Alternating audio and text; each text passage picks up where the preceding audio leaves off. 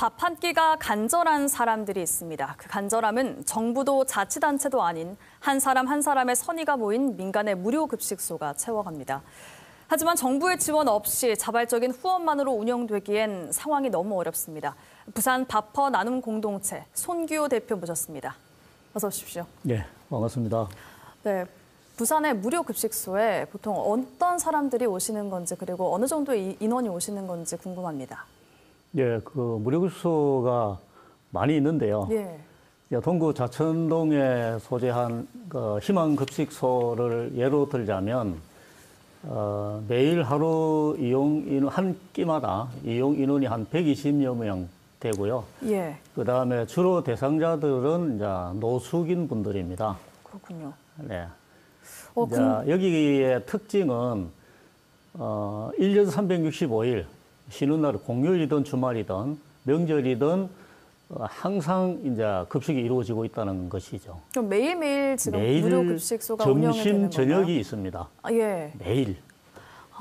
예. 근데 지금 물가가 굉장히 많이 오른 상태예요. 식재료를 구입할 때도 좀 문제가 있을 것 같은데 이게 급식 질에 영향을 끼치는지 그리고 이런 횟수에도 영향을 미치는지 궁금합니다.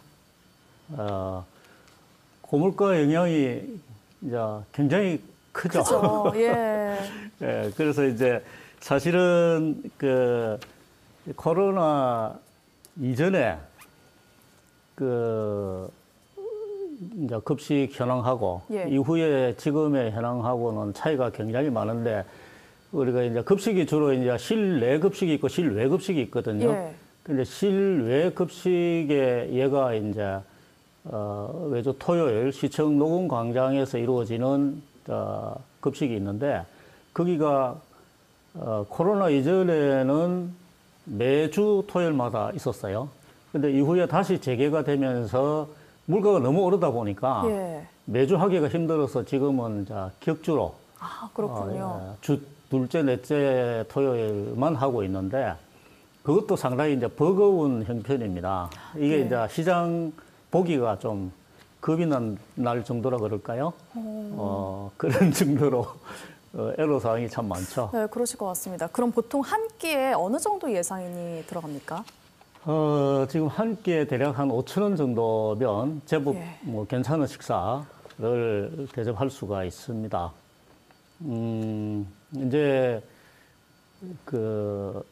물론 이제 이렇게 후원 물품이 있고 또 봉사자들의 이제 봉사가 있고 이렇게 한데 특히 이제 야외 급식 같은 경우에는 또 간접 비용이 좀 많이 듭니다. 뭐 차량을 동원해야 되고 여러 가지 야외에 탁자와 의자를 펼치고 하는 이런 이제 간접 비용들이 또 많이 들기도 하고. 그리고 식재료 외에 드는 비용이 많군요. 예? 식재료 외에 드는 비용이 많군요. 식재료 외에 간접 비용들이 많죠. 이게 이제 공간의 문제이기 때문에 실내 급식보다는 야외 급식이 조금 더 어려운 면이 있고 이제 민간 단체에서 하는 급식은 야외 급식도 제법 많이 되죠.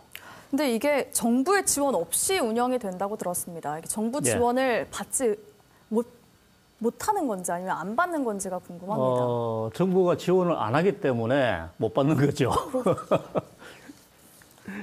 그 이제 사실은 이제 이게 왜 지원이 안 되느냐 하는 이유를 옛날에 들은 적이 있는데 어떤 거죠? 불특정 다수를 대상으로 하는 급식이기 때문에 지원할 수 있는 항목이 별로 없다고 들었습니다. 근데 이제 이런 점은 좀 앞으로 개선이 돼야 될 부분이라고 생각을 하죠.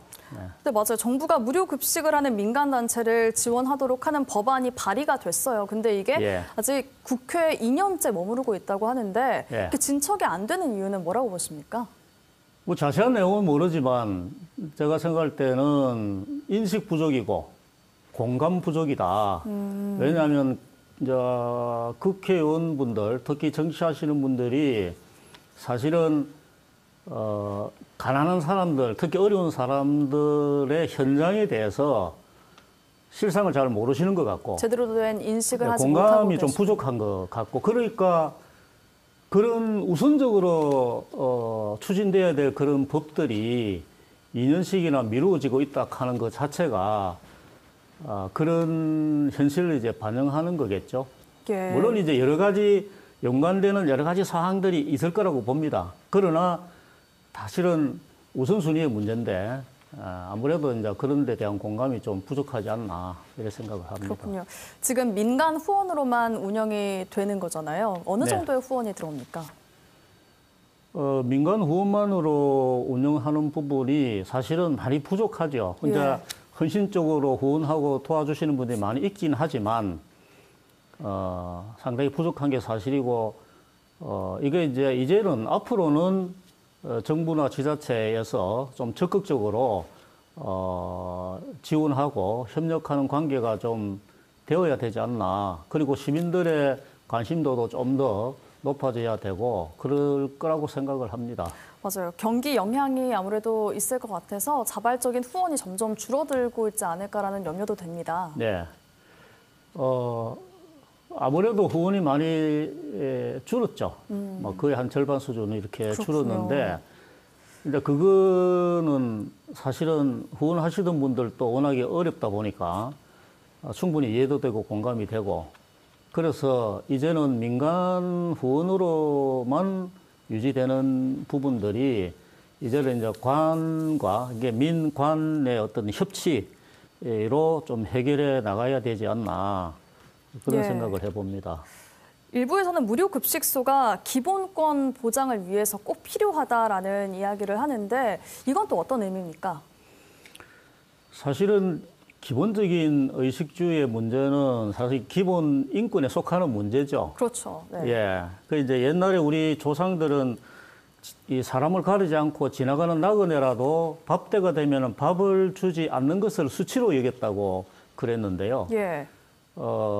농가에서 참을 드시는 농부들이 지나가는 나그네, 아무 인연도 없는 나그네도 굳이 불러서 같이 이렇게 음식도 나누고 하는 게 우리의 전통적인 그런 이제 문화인데, 그거는 이제 먹는 문제는 주변에 우리 사회자님이 처음 서두에 말씀하셨듯이 한 끼 식사가 너무나도 간절한 분들을 옆에 두고 그분들이 굶주리고 있는데 내가 배부르다고 해서 과연 우리가 행복할 수 있냐. 그래서 그렇죠. 우리가 사람 사는 사회는 기본적으로 먹는 문제 이런 것들은 같이 나누어 먹고 하는 것이 가장 기본적인 인권이고 상식이다. 이렇게 생각을 합니다. 네, 맞습니다. 근데 부산에서 처음 생긴 무료 급식소가 터 문제 때문에 부산시와 명도 소송에 들어간 적이 있다고요. 근데 그래서 이 무료 급식소를 다른 곳으로 옮기려고 했지만 그때 그 인근 주민들의 반대 때문에 제대로 이루어지지 않은 것으로 들었습니다. 이 부분에 대해서 되게 생각이 복잡하실 것 같아요. 우리 사회의 님비 현상이 너무 좀 심합니다. 그래서 무료 급식소가 우리 마을에 있으면 뭐 집값이 떨어진다, 자녀 교육에 나쁘다, 이런 이제 이유를 대면서 이제 반대를 하는 분들이 참 많은데요. 그건 이제 우리 사회의 수준을 나타내는 것이다. 이렇게 생각을 합니다.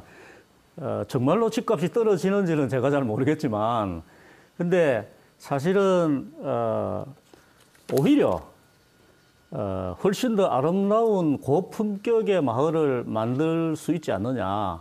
왜 그런 생각을 적극적으로 좀 하지 못하는지 안타깝다 이런 생각이 드는데, 예를 들어서 우리 자녀들이 어려운 사람들을 도와주고 봉사하는 그 현장을 가까이서 늘 보면서 또는 참여하면서 훨씬 훌륭한 그 인격을 다듬을 수 있는 그런 기회도 되고 좋은 이제 그 체험 교육장이 될 수도 있는데, 그거를 왜 나쁘다고 하는지, 이웃을 돕고 봉사하는 모습을 보는 것이 왜 나쁜지, 그리고 그런 어려운 사람들을 돕는 것을 이제 보면서 자라는 게, 그게 도대체가 나쁘다고 하는 이유가 어떤 근거로 그러는 건지, 그게 이거는 어른들이 눈앞에 이익만 바라보는 그 자신들이 그 모습이 오히려 더 교육이 더 나쁘다. 이런 것을 반대하고 이렇게 하는, 이익을 앞세우고 하는 그 모습이 오히려 자녀들 교육에 더 좋지 못한 영향을 준다. 네, 그래, 그래서 그런 생각을 모든 해보죠. 국민의 그런 기본권 보장을 위해서 이제 정부와 지자체가 한 발 더 나아가야 하는 시점이 아닌가 싶습니다. 네, 오늘 말씀 여기까지 듣겠습니다. 고맙습니다. 네, 감사합니다. 네, 부산 바퍼 나눔 공동체 송규호 대표와 이야기 나눠봤습니다.